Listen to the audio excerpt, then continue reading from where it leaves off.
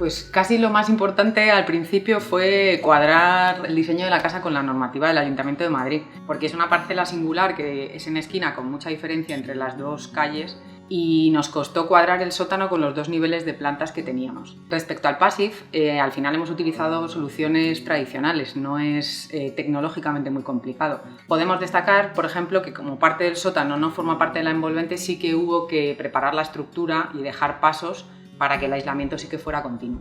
Luego, además, en estas viviendas, en la primera, en la que hemos colocado las ventanas alineadas con la cara interior de la fachada, pues para que se puedan abrir pues totalmente las hojas de las ventanas. Al final, por estética, estamos acostumbrados en España a tener las ventanas al interior. Y bueno, tuvimos que estudiarlo en proyecto un poco todo lo que es el tema del aislamiento, que fuera continuo, pese a que las ventanas se nos retranquearan, y también un poco todo lo que son los anclajes. En este caso se trabajaron unos anclajes metálicos puntuales que lo que hacían es que nos enganchaban las ventanas a la hoja cerámica de la vivienda, y luego ahí lo que tuvimos que trabajar es que tener mucho cuidado porque se colocaron una fase muy inicial para poder luego hacer el blower intermedio, y es un poco lo más destacable que tuvimos que plantearnos. Lo bueno de un techo radiante, bajo nuestro punto de vista, es que no tiene inercia y es un sistema en seco. A nosotras nos gustan mucho los sistemas en seco, que sean fácilmente manipulables si hay algún problema y que no tengan inercia, porque las casas Passive son muy estancas, tienen unas condiciones de temperatura muy uniformes,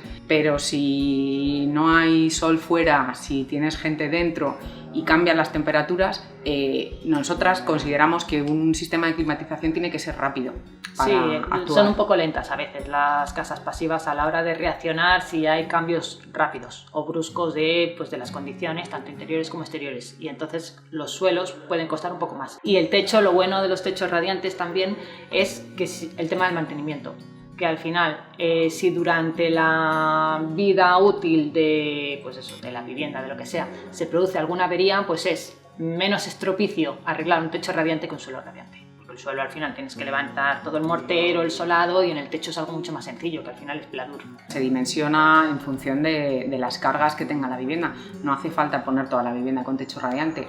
Aquí en esta vivienda pues pusimos un número de placas en el salón y en cada estancia un número de placas determinado, pero luego hay unos foseados, una iluminación perimetral, es decir, que no te condiciona todo el techo de la vivienda. Hay que tener cuidado con las luminarias, las lámparas, donde se colocan, pero bueno, aparte de eso. Es que la eficiencia energética la tenemos que conseguir ya porque sí. O sea, a los clientes tú no le puedes decir que su casa no va a consumir. Es que en el tiempo en el que estamos, las casas no pueden consumir. No podemos seguir construyendo como construíamos. Nuestros clientes ya dan por supuesto que su casa va a ser eficiente. En esta casa, que se puede destacar, obviamente, pues que tiene el certificado Passive, y desde ese punto de vista pues ha alcanzado uno de los más altos estándares de eficiencia energética. Pero ya tenemos que pasar, como decía Cristina, a un paso más allá. A nosotras lo que nos gusta cuando hacemos una casa, y además es que en esta jornada de puertas abiertas que vamos a hacer hoy se va a ver, no van a hablar de dinero, van a hablar de cómo están de confortables, de la calidad del aire que tienen en su vivienda, de que sus hijos no se han puesto malos, o sea, cosas de estas que te llaman la atención cuando no conoces cómo se vive una Passive House. Eso es lo que es importante poner en valor y es lo que nos diferencia de otras construcciones, porque eficiencia energética vamos a intentar dar todos. Que sea real o no, eso ya es otra cosa.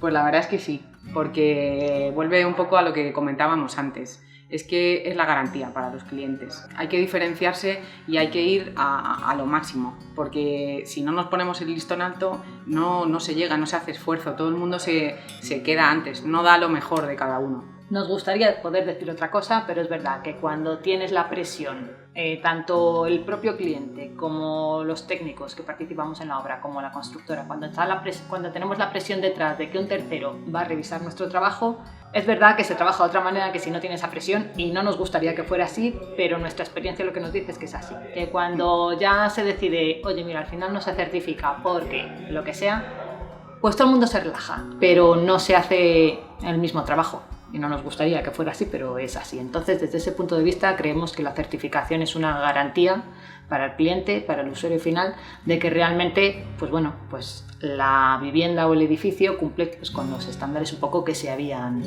nos habíamos propuesto de inicio. Sí, es una garantía y hay que exigirlo.